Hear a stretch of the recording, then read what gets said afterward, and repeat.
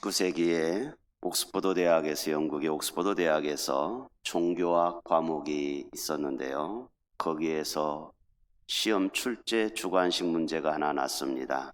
그것은 물로 포도주로 바꾼 예수님의 기적에 대해서 논하시오라고 하는 제목입니다. 아마 요한복음 2장에 있는 가나오니 잔치 얘기겠죠. 물로 포도주로 바꾼 예수님의 기적을 논하라고 하는 것이 이 종교학 시험이었습니다. 시험종이 울리게 되고 학생들은 다 답안지를 쓰기 시작을 했습니다. 그런데 유독 한 학생만 멍하니 창밖을 바라보고 있는 거예요. 시험 감독관이 와서 주의를 주었습니다. 학생, 빨리 시험 써라. 이 학생은 별로 시험에 관심이 없는 것도 역시 밖을 내뻥 때리면서 그냥 창밖만 보고 있는 거예요. 감독 교수가 다시 돌아와서 아무것도 안 쓰고 있는 그 학생에게 0점 처리될 수 있으니 뭘 글을 쓰라고 이야기합니다. 학사 경고도 받을 수 있으니 쓰라고 이야기를 해도 역시 밖에만 쳐다보고 있는 거예요. 시험 마감 시간이 거의 다 되어 갑니다. 감독 교수의 딴청을 피우고 있던 이 학생이 이제 시험 마감 시간 얼마 되지 않은데 한 줄을 딱 쓰고 유유히 걸어 나가는 거야. 뭐라고 한 줄 딱 쓰고 나가는가 보았어요. 근데 그 달랑 한 줄이 이 옥스퍼드 대학의 신학과에서 모든 교수들이 모여서 채점을 했는데 모두 만점을 주었습니다. 다른 사람은 열심히 많이 썼는데 이 학생은 딱 한 줄밖에 안 썼는데 모든 교수들이 만점을 주었어요.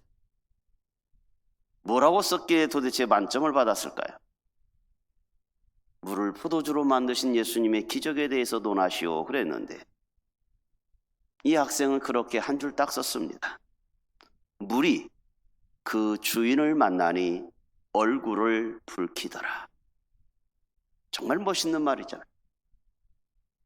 물이 주인을 만나니 그 얼굴을 붉히더라. 촌철살인의 한마디였습니다. 그게 누구냐면 바로 조지 고든 바이런이었습니다. 모든 삶에 있어서 물이 변하여 포도주 되는 거 주인이 하신 일이란 얘기죠. 모든 인생의 주인은 하나님이라고 하는 이 바이런의 짧은 한 줄기가 모든 교수들을 감동을 시켰다고 합니다. 우리는 우리의 주인이 하나님이라고 우리는 믿고 살아가는 인생이긴 하지만 1년 넘게 계속되어지는 이 코로나19로 인해서 우리는 지쳐가고 힘들어하고 있습니다. 그리스도인들이 어려우면 어려울수록 우리는 참 주인이신 하나님의 품을 찾고 있습니다. 그러나 신앙생활하면서 다가오는 두려움과 때로는 아픔의 그런 신앙의 위기들이 없다라고 누가 말하겠습니까? 누구에게나 신앙의 위기는 오더라는 것입니다. 신앙생활 오래 했던 우리 장로님들이나 권사님들도 저도 포함해서 어려움과 시련이 올 때마다 예외는 아니고 다 두렵기도 하고 아픔을 겪는다는 이야기입니다. 오늘 본문의 아브라함 주인공도 마찬가지인 걸 발견할 수 있습니다. 우리는 아브라함을 믿음의 조상이라고 이야기합니다. 그런데 이 아브라함조차도 하나님의 부르심을 받고 고향 갈대아 우르를 떠나서 지금 가나안 땅에 와 있는데 하나님께서 약속의 땅을 주시겠다고 많은 걸 주겠다고 그렇게 약속했음에도 불구하고 많은 우여곡절을 겪는 걸 볼 수 있습니다. 흉년이 들어서 애굽에 가서 아내를 누이라고 할 정도로 그러니까 많은 우여곡절을 겪으면서 살아온 것이 아브라함이에요. 우리와 별 다를 바가 없는 인생을 산 것 같습니다. 창세기 12장에서 하나님께서 이 아브라함을 부름을 받았고 그는 다 내려놓았습니다. 가족도 친척도 재산도 내려놓고 이제 하나님의 약속의 땅으로 오게 된 것입니다. 그러다가 이제 어느 정도 세월이 지나서 가나안 땅에서 이방 민족을 조금씩 점령해 가면서 가나안 땅에서 이제 어느 정도 정착이 되고 있었습니다. 앞에 14장에 가서 보면 9절에 보면 5 연합 왕과의 싸움도 있었던 걸 본 것 같습니다. 아브라함 메소포타미아에 있는 시날 땅에 있는 왕까지, 엘레살 왕까지, 엘람 왕, 고임 왕, 이런 여러 왕들이 이 가나안 땅을 점령하려고 와서 자기 조카 롯과 더불어서 소돔과 고모라 성을 멸망시켜 버리기도 합니다. 그리고 자기 조카 롯은 저 위에 헐몬산 밑에 있는 단까지 포로로 잡혀가게 되는 상황을 겪게 됩니다. 아브라함이 나올 적에 유일한 피부치인 어찌 보면은 조카 롯이었는데 그 롯까지 잡혀가게 되니까 낙심이 컸을 것입니다. 그래서 자기의 사병인 318명을 이끌고 이 단까지 쫓아가서 야음을 타서 조카 롯을 구해 오기도 합니다. 가나안 땅으로 돌아와 있지만 불안합니다. 왜 불안할까요? 원래 자기가 살던 땅이 아니었거든요. 더 아브라함이 두려웠던 이유는 하나님의 침묵이라는 것입니다. 창세기 12장에서 큰 민족을 이루어 주겠다고 불러놓고 오늘 본문에 이르기까지 15장까지 하나님이 응답이 없어요. 큰 민족, 땅, 그거에 대한 응답이 없으니 아브라함 입장에서는 얼마나 답답하겠습니까? 그러니 메소포타미아에 5 왕들이 와서 당시에 강대국이라고 볼 수 있었던 이 소돔과 고모라 성까지 멸망시켜 버리는데 자기야 한 부족으로 조그만하게 있으니 얼마나 두렵겠습니까? 우리가 신앙생활 승승장구할 적에는 두려움이 없습니다. 하나님이 내 편 같고 하나님이 절대적으로 나를 돕는 것 같아요. 그런데 우리가 조그만한 시험거리가 생기면 하나님이 멀리 계시는 것 같습니다. 우리가 신앙생활하는데 왜 어려움이 없습니까? 우리를 시기하고 질투하고 악한 영의 세력들은요, 과거나 지금이나 계속해서 우리를 늘 영적으로 도전하고 있습니다. 그래서 우리에게 찾아오는 게 불안 아닙니까? 두려움 아닙니까?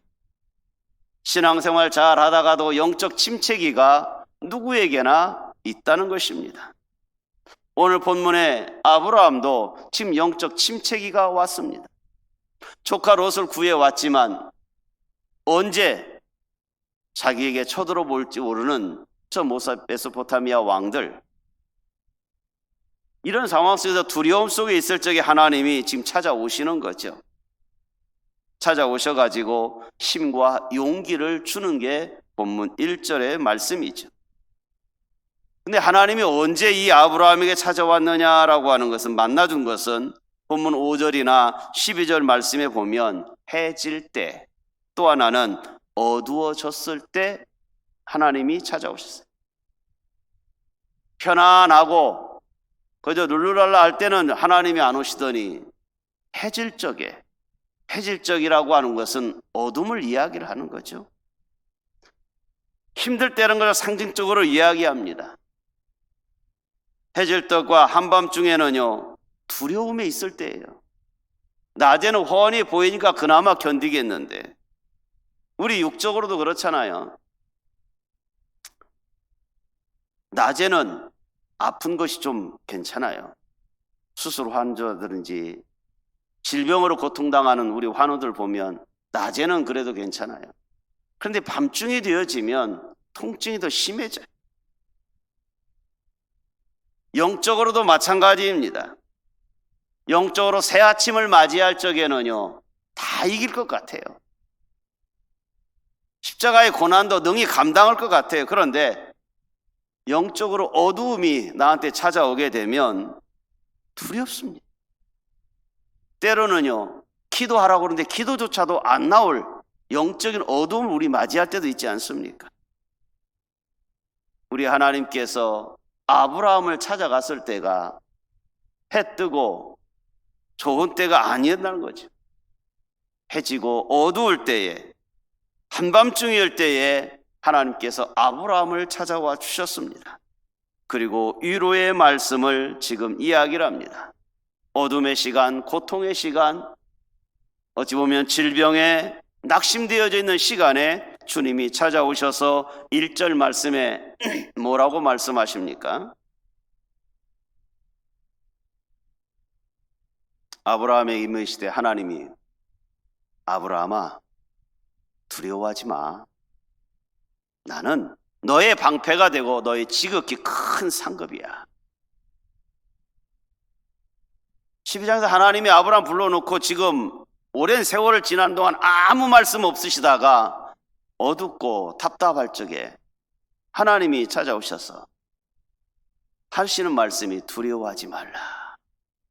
얼마나 위로가 될까요? 나는 너의 방패가 되고 너의 지극히 큰 상급이야 내가. 아마 이 말 들을 적에 아브라함은요 얼마나 기뻤을까요? 여러분 같으면 그럼 낙심되어지고 힘들어하고 있는데 하나님의 음성이 들렸다고 생각해 보세요.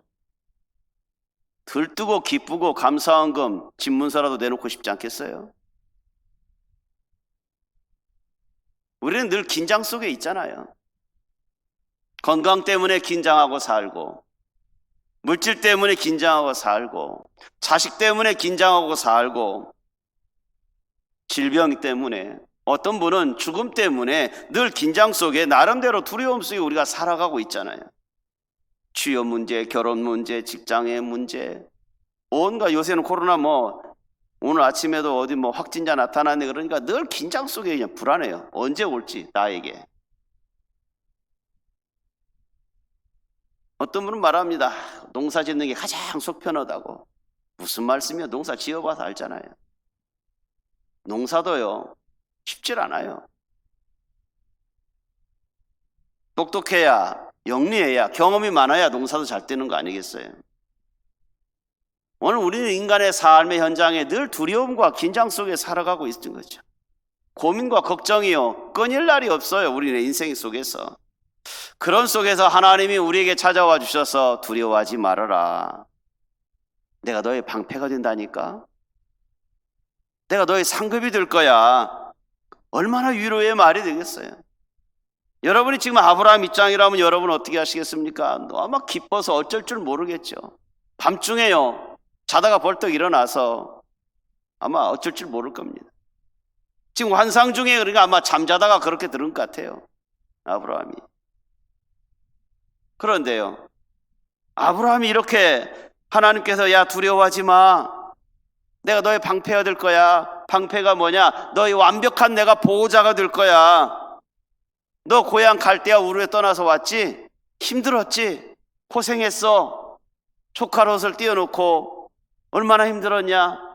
그 조카 구하러 갔다가 목숨 걸고 갔다가 지금 왔는데 지금 와 있지만 너 지금 힘들지? 아마 메소포타미아 사람들이 이 굴러온 녀석이 박힌 돌 빼내내 하고 언제 너를 철지 모르지? 너 두렵지? 아마 그런 두려움 속에 있을 적에 하나님께서 두려워하지 말아라. 방패가 되어줄게. 상급이 되어줄게. 그 음성 들으면 벌떡 일어나서 할렐루야 할렐루야 하면 난리가 났겠죠. 사도 바울은 로마서 8장 31절과 32절에서 이러한 내용에 대해서 그렇게 표현을 하고 있습니다. 로마서 8장의 31절 보니까 그런즉 이 일에 대하여 우리가 무슨 말하리요? 만일 하나님이 우리를 위하시면 누가 우리를 대하겠느냐? 하나님께서 두려워하지 말라. 방패가 되어주마. 상급이 되어주마. 이렇게 위하신다고 하면 누가 우리를 대적하겠느냐? 자기 아들 아끼지 않으신 예수님까지도 우리에게 주신 이가 그와 함께 하는데 내가 뭘 두려워하겠느냐?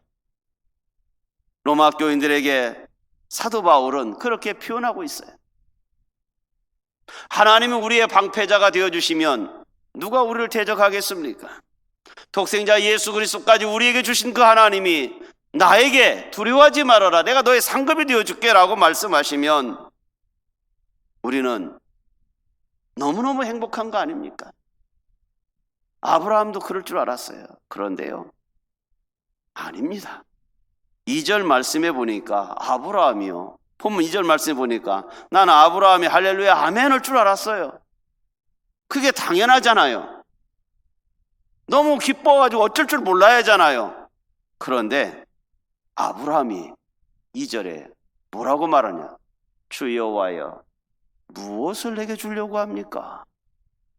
할렐루야, 아멘을 줄 알았더니 하나님, 뭐 주려고요? 퉁명스럽게 지금 그렇게 말하는 거예요. 하나님, 뭐 주려고요? 나 자식 없잖아요. 하나님이 수많은 민족 약속해 놓고 나에게 지금 5년, 10년 동안 자식 안 줬잖아요. 내가 오다가요, 다메섹에서 사람을 만났는데 엘리에셀이라는 사람 만났습니다. 이놈이 나의 지금 모든 가정사를 돌보고 있는데 이 엘리에셀의 나의 상속자가 삼아야 되겠습니다. 하나님은 약속을 했는데 지금까지 안 지켰으니 제가 그냥 엘리에셀을 나의 상속자로 삼아야겠습니다. 10년 동안 침묵하시고 아무 말도 안 쓰셨더니 뭘 주겠다는 거예요? 하나님의 약속에 대한 회의적인 생각이 들어서 아브라함은 하나님께 내게 뭐 주려고 그래요? 그렇게 말하더라는 거죠. 불평조로, 아마 원망조로 그렇게 말한 것 같아요. 나 자식 없잖아요. 그렇기 때문에 내 상속자는 내가 다메섹에서 데려온 이 엘리에셀, 내가 이 놈을 갖다가 나의 상속자로 삼아야겠습니다. 우리와 다를 바가 없는 아브라함의 모습을 봐요. 예수 믿으면 만사형통 알았잖아요. 우리 예수 안에 들어오면 우리가 기도하면 다 응답일 줄 알았잖아요. 평강과 화평과 모든 것이 우리에게 올 줄 알았잖아요. 그런데 예수 믿어도 별로 크게 달라지질 않아요. 고통은 역시 똑같고 삶의 연장이 그렇게 좋아지는 거나 그런 건 아닌 것 같아요. 우리는 아브라함과 동일해서요, 오래 기다리지를 못해. 아브라함도 그런 것 같아요. 뭐 오래 안 기다린 건 아니죠. 사실 5년 10년 기다렸으면 많이 기다렸죠. 우리들도 믿음으로 산다고 하면서도 아니면 말지 뭐, 기도는 했지만 아니면 말지. 우리도 신앙생활이 지금 그렇게 하고 있지 않습니까? 지금 아브라함이 하나님에게 하나님 뭐 주시려고요? 엘리에셀 상속자로 삼을게요. 이 말은 또 무슨 말입니까? 이제 하나님 내가 절대 신뢰가 안 될 것 같고요, 나름대로 내가 신앙은 버릴 수는 없고 그저 내가 할 수 있는 방법 한번 동원해 보겠습니다. 인간적인 방법 내가 동원해 볼게요. 그게 바로 엘리에셀이 나의 상속자가 될 것 같으네요. 그렇게 지금 아브라함이 인간적인 방법을 하나님 앞에 제시를 하는 거죠. 여러분, 하나님의 말씀이 1.1익이라도 변하지 않잖아요. 하나님의 언약이 어긋난 적이 없잖아요. 그러나 아브라함 입장에서는 기다릴 만큼 기다렸으니 이제는 내 방법대로 한번 해보겠습니다라고, 어찌 보면 꼭 나쁜 것만은 아닌 것 같아요. 우리가 두 손 뒤로 하고 입 벌리고 만져 있을 수는 없잖아요. 뭔가 해야 하잖아요. 아브라함도 나름대로 지금 하나님 앞에 엘리에셀의 대답인 것 같습니다라고 말하는 거죠. 그런데 하나님께서 응답하시기를 아니다. 엘리에셀은 너의 상속자가 아니라는 거예요. 네 몸에서 난 자가 너의 상속자가 돼야 되지 않냐. 그래서 아브라함은 또 하나 방법을 찾지요. 엘리에셀은 아니라고 그러니 그러면 내가 첩을 두어서, 사레 말고 하갈 첩을 두었으니 그 하갈을 통해서 자식을 낳으면 내 몸에서 난 거지. 그래서 낳지요. 이스마엘을 낳았어요. 이스마엘이 이제 나의 상속자가 되겠구나. 왜? 내 몸에서 난 자식이니까, 내 씨니까. 근데 하나님께서는 아니야, 이스마엘도 아니라는 거예요. 아브라함 입장에서는 답답하죠. 도대체 하나님 뭐요? 아브라함이 계속 툴툴거립니다. 툴툴거리니까 하나님께서 아브라함의 손목을 잡고 이끌으신 것 같아요. 따라와라. 하나님께서 아브라함을 끌고 밖으로 나갑니다. 밖으로 나가서 오늘 본문 5절 말씀에 그렇게 이야기를 하시는 거예요. 저 밤하늘에 별들을 쳐다보아라. 얼마나 무수히 많은 별들이 있느냐? 네가 저 별들 다 셀 수 있느냐?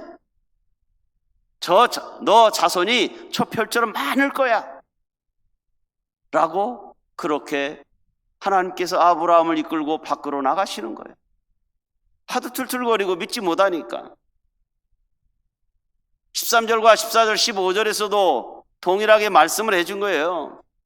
너 네 자손 이끌고 이방의 객이 될 거야. 애굽에 간다는 이야기죠. 그러나 400년 지나고 나면 너를 괴롭히니까 그 자손들이 나올 적에 많은 재물을 이끌고 다시 이 가나안 땅에 올 것이다. 그렇게 약속의 얘기. 이런 약속을 받았지만 아브라함 입장에서 보면은요 0.001%도요 가능성이 없는 이야기예요. 생각해 보십시오. 나이가 이제 먹을 만큼 먹어가지고요 늙어버렸어요. 피부치라고 하나 있는 조카 롯조사도 그렇게 되어버렸죠. 어떻게 해서 이스마엘을 낳았는데 그놈도 아니라고 그러죠. 집안에 똑똑한 종이 엘리에셀이 있어서 엘리에셀을 보고 좀 어떻게 그럴지 할 줄 알았더니 하나님도 그것도 아니라고 그러죠. 도대체 어떻게 하늘의 별처럼 많은 숫자를 내 자식이 될까? 내 자손이 될까? 도대체 상식적으로 이해가 안 가고 가능성 없는 이야기를 지금 하나님은 아브라함에게 지금 하고 계시는 거죠. 세월이 오래 흐릅니다. 하나님은 왜 아브라함에게 이렇게 지체하게 만들었을까요? 믿음의 저는 연단이라고 생각합니다. 코로나19로 인해서 어렵고 어렵지만 힘들고 어렵지만 끝까지 믿음을 지킨 자를 하나님께서 상급을 더 주시지 않겠습니까? 지금 하나님은 우리에게 인내력과 믿음의 인내력을 요구하고 있는지도 모릅니다. 하나님은 이 아브라함에게 얼마나 자상하신지, 얼마나 친절하신지를 그를 이끌고 이끌고 깨워서 밖으로 나가서 하늘의 별을 보게 하셨습니까? 제가 하나님이라면 한 대 쥐어 박으면서 그렇게 나를 못 믿냐? 야 이놈아 그렇게 나를 못 믿어? 한 대 쥐어 박을 것 같아요. 그렇게 믿음이 흔들려서야 네가 어떻게 믿음의 조상이 될 수 있겠어? 왜 이렇게 바보짓 하고 있어? 저 같으면 호통을 치고요 아주 나무라고요 어거지로 끌고 와서 그냥 무릎 꿇게 만들고 밤새 철야하게 만들 것 같아요.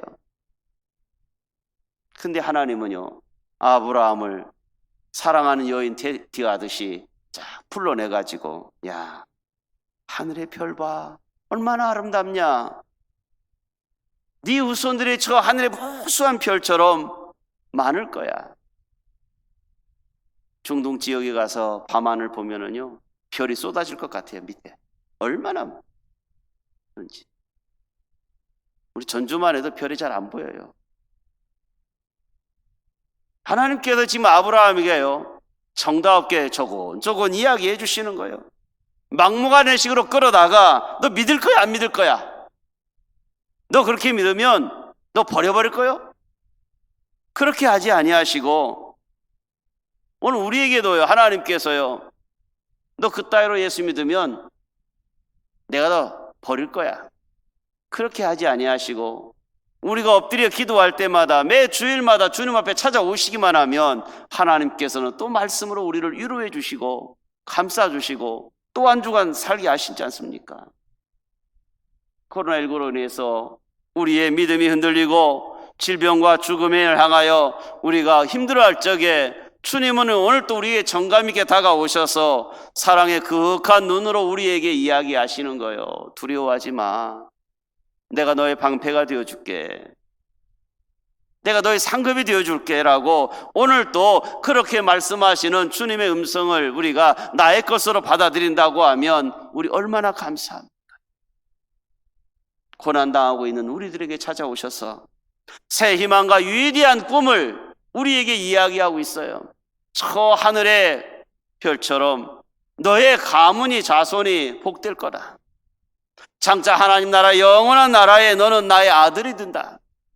면류관이 있을 거라고 매 주일마다 우리 주님이 우리에게 말씀하고 있는 거 아닙니까? 얼마나 섬세하시고 위대하시면서 우리 일거수일투족을 다 감찰하시면서 우리가 어떤 생각을 갖고 있는 것조차도 이미 다 알고 계시는 그 하나님이요, 우리에게 버림의 말을 주는 게 아니라 축복과 감동의 말을 주고 있더라는 것입니다. 아브라함이요, 본문 6절에 보면 아브라함이 여호와를 믿으니 여호와께서 이를 그의 공의로 여기셨다라고 얘기해요. 근데요, 아브라함이 투덜거리긴 했지만 믿음을 전혀 버린 게 아니라는 것을 알 수 있어요. 아브라함이 여호와를 믿으니, 물론 투덜거렸죠. 투덜거리고 나서 하나님께서 야 하늘의 별 봐, 아름답지? 많은 별들 너의 자손이 될 거야. 아마 이걸 들으니까 더 위로가 됐겠죠. 그러니 아브라함이 여호와를 믿으니 다시 제 믿음을 가진 것 같아요.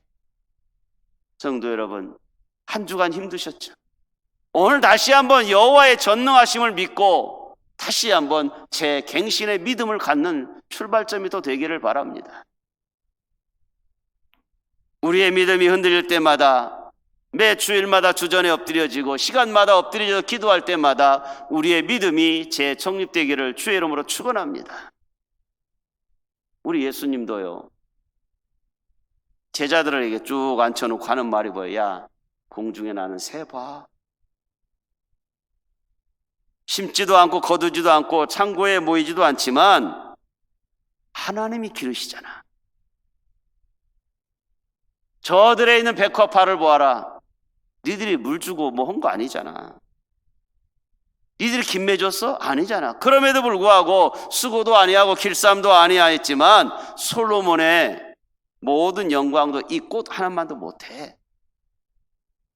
무슨 말입니까? 우리같이 잡초같이 인생 그런 사는 것 같아도 하나님께서 우리를 통해서 영광 받으시더라는 거죠. 오늘 여러분들이 대단한 영광의 사람이라는 거요. 믿음 안에 거하며 하나님을 믿으면 하나님께서 오늘 우리를요, 불꽃 같은 눈으로 지켜보고 있더라는 것입니다. 그러면서 주님이 결론의 말을 뭐라고 얘기합니까? 무엇을 먹을까, 무엇을 마실까, 무엇을 입을까 염려하지 말아라. 이건 이방인들이 구하는 거야.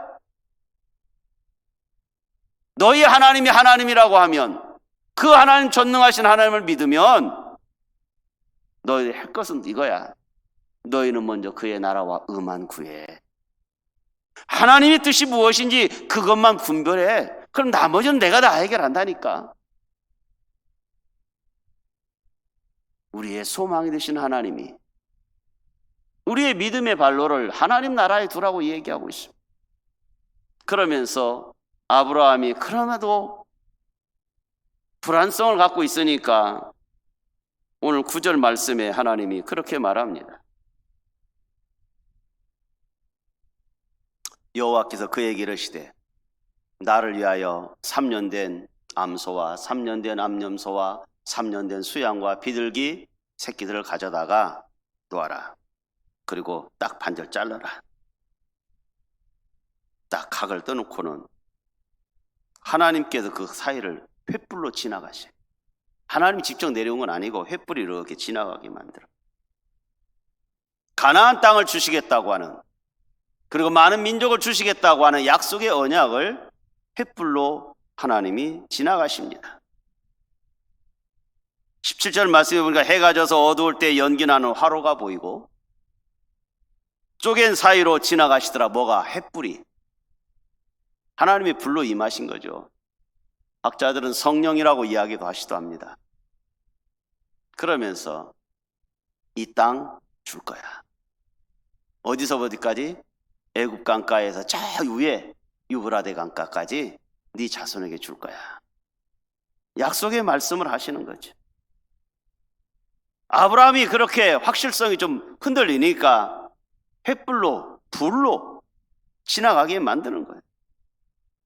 당시의 언약의 그 나라 그 근방에 서로 언약의 방법은요, 짐승을 딱 갈라놓고 그 사이를 서로 손잡고 지나가는 것이 언약의 맹세였습니다. 만약에 너구나하고 약속을 했는데 이걸 어기게 되면 이 짐승이 죽을 때 고통스럽고 피를 흘린 것처럼 너구나하고 피 흘리며 고통스러우면서 죽을 거라고 하는 것을 맹약하면서 하는 언약의 방법 중에 하나였습니다.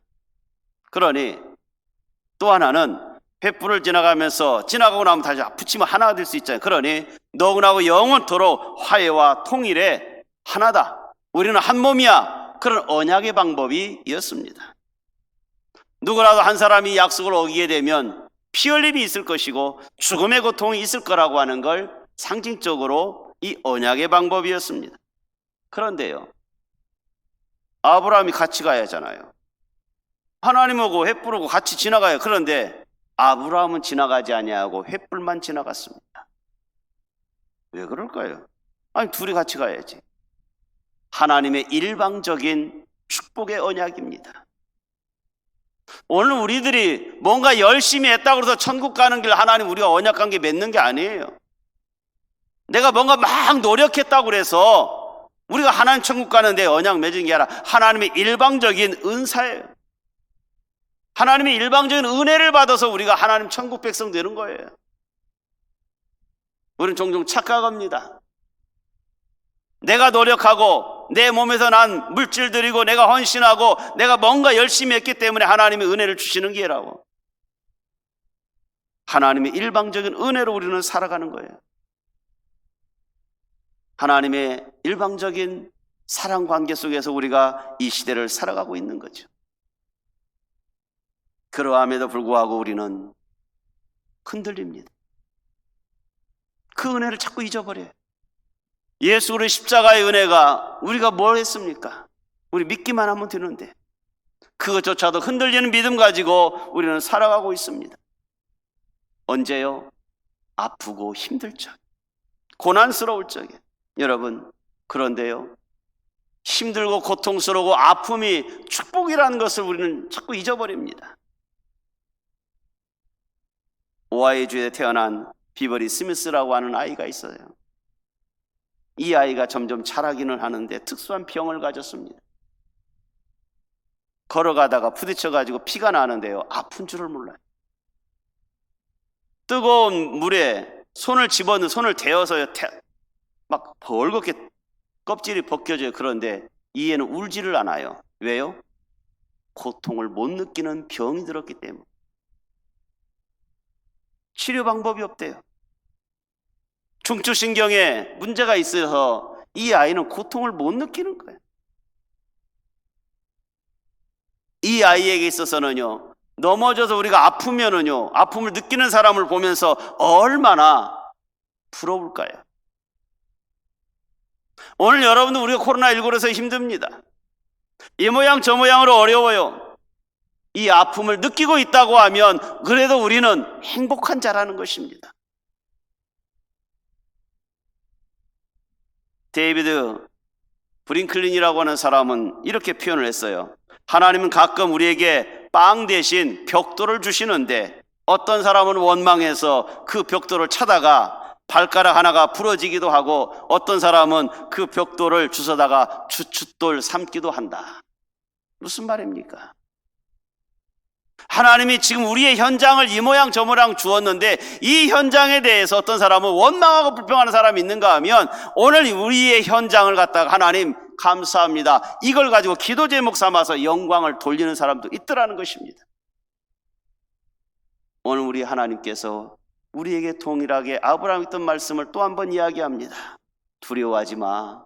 너의 방패가 되고 너의 상급이 되어줄게.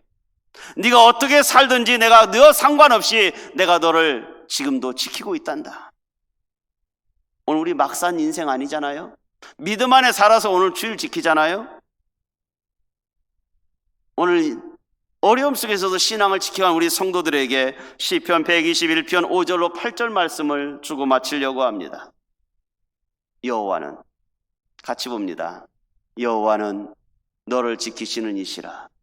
여호와께서 내 오른쪽에서 내 그늘이 되시나니 낮의 해가 너를 상하게 하지 아니하며 밤의 달도 너를 해치지 아니하리로다. 여호와께서 너를 지켜 모든 환난을 면하게 하시며 또 내 영혼을 지키시리로다. 여호와께서 오늘 초원교회 모든 성도들의 출입을 지금부터 영원까지 지키시리로다. 그 하나님이 오늘 또 동행하시면서 한 주간도 승리하시기를 주의 이름으로 축원합니다. 기도합니다. 하나님 아버지, 전능하신 하나님이라고 우리가 고백하면서도 흔들릴 때마다 하나님 우리를 외면하지 아니하시고 동행하셨습니다. 이 한 주간에도 전능하신 하나님이 두려워하지 말라고 하시면서 방패가 되어주시며 상급이 되신 하나님과 동행을 믿고 승리하게 하여 주시옵소서. 예수님의 이름으로 기도합니다. 아멘.